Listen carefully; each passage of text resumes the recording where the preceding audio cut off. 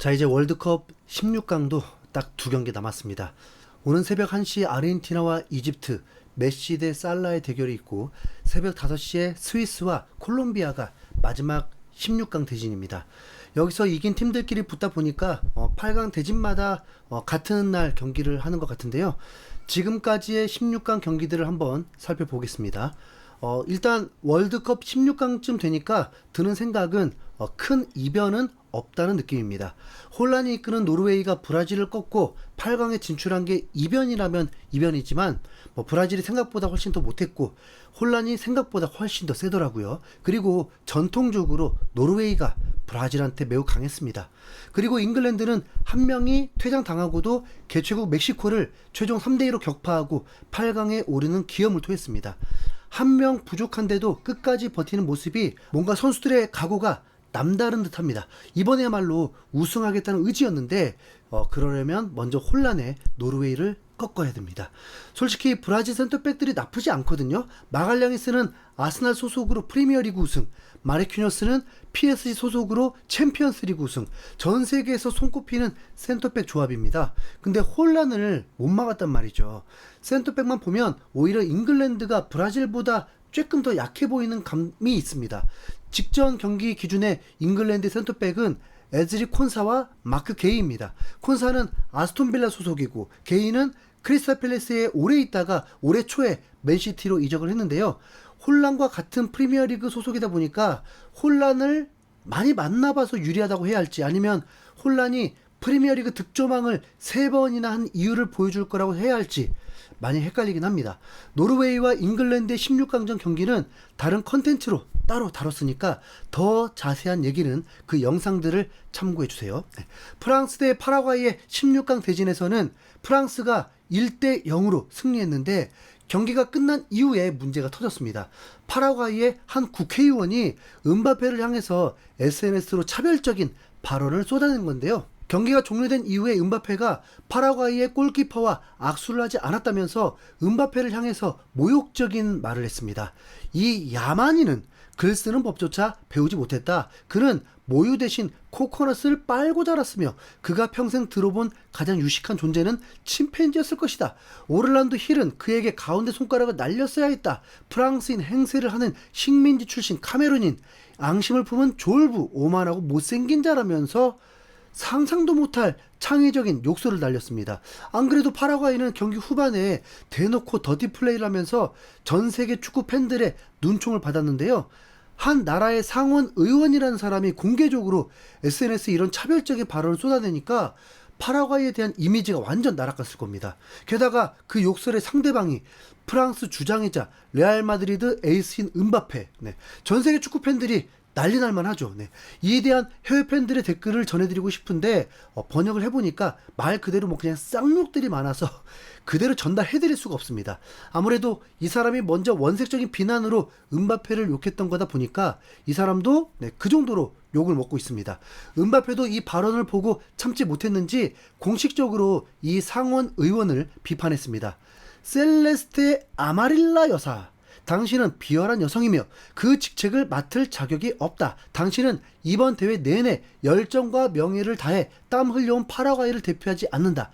당신의 무모함과 뻔뻔한 인종차별 때문에 전 세계는 이미 이번 월드컵 기간 동안 파라과이 선수들이 이룬 여정과 역사적인 노력을 잊어버렸다. 대신 자국의 최악의 이미지를 안겨주는 무능한 여성이 주목받게 됐다. 나는 그녀와 같은 사람들이 전 세계 증오와 인종차별을 퍼뜨리는 것을 결코 용납하지 않을 것이다 라면서 강경한 태도를 보인 겁니다.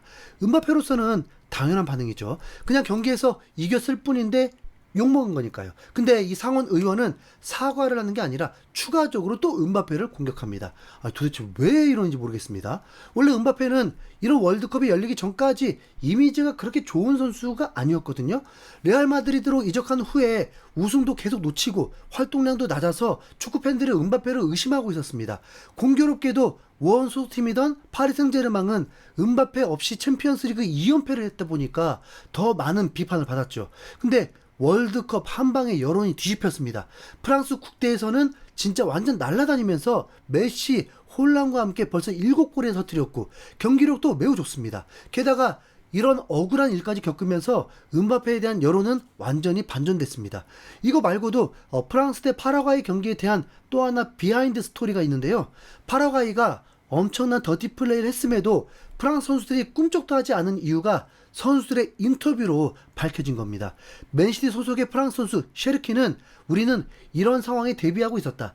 감독님이 며칠 전부터 파라과이의 강점은 전쟁처럼 싸우는 것이며 상대 선수를 경기에서 벗어나게 만들려고 끊임없이 도발하는 것이라고 계속 강조했다라면서 감독이 어떤 일이 있어도 도발에 넘어가지 말라고 경기 한참 전부터 준비를 시켰다는 겁니다. 무려 이틀 전부터 파라과이의 도발에 절대 반응하지 말라고 계속 강조하고 훈련 중에도 선수들이 억울한 상황을 미리 겪도록 일부러 거친 파울에도 휘슬을 안 부는 연습까지 소화했다고 합니다.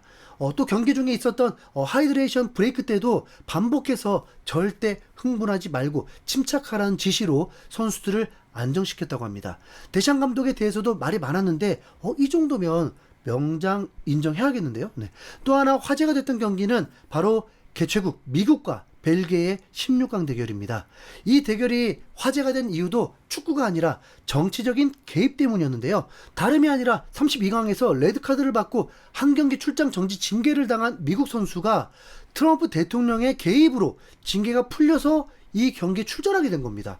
피파는 원래 정치의 개입을 거부한다고 했다 보니까 한국에서 대한축구협회를 제대로 조지지 못하는 핑계로 항상 그 얘기가 나왔습니다. 근데 트럼프 대통령이 피파 회장한테 전화로 항의를 하니까 한 방에 징계가 풀립니다. 그래서 원래 객관적인 전력으로도 미국이 벨기에보다 약하다고 보는 게 맞았는데 괜히 전 세계 축구 팬들의 민심까지 잃어서 미국 대표팀은 더 힘든 경기를 하게 됐습니다. 징계가 취소된 선수는 미국의 공격수 발로건인데 이 선수가 조별리그 때 에이스로 이번 대회 3골을 넣고 있었죠. 심지어 벨기에전 선발로 나왔습니다. 그런데 결과는 1대4 대패. 네. 그냥 진 것도 아니고 완전히 발렸습니다. 특히 후반 추가 시간에 루카쿠가 쐐기골을 넣고 트럼프의 시그니처 댄스를 추면서 미국을 농락하는 세레머니까지 했습니다. 그런데도 해외 팬들은 정의 구현이라면서 미국이 탈락한 걸 좋아하고 있었죠. 참고로 퇴장 징계를 억지로 취소하고 뛴 미국 공격수 발로건은 이날 골도 못 넣고 최종 탈락까지 하면서 아무 의미가 없었습니다.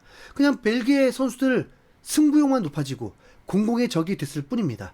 또 다른 개최국인 캐나다 역시 16강 상대로 모로코를 만나서 0대3 탈락. 이로써 개최국 3나라가 모두 16강의 벽을 넘지 못하고 다 떨어졌습니다. 그리고 이번 16강 최고의 빅매치였던 스페인 대 포르투갈의 대결도 있었는데요. 경기 자체가 막 재밌진 않았습니다. 차라리 포르투갈과 크로아티아의 32강 경기가 재미 면에서는 훨씬 쫄깃했습니다. 스페인 포르투갈 경기는 90분이 넘도록 단 한 골도 나오지 않았거든요. 그런데 후반 추가 시간에 스페인의 메르노가 극적인 결승골을 터뜨리면서 호날두의 라스트 댄스가 끝이 났습니다. 이로써 호날두는 월드컵 토너먼트에서 32강전에 넣었던 페널티킥 단 한 골로 월드컵 커리어를 마감하게 됐습니다.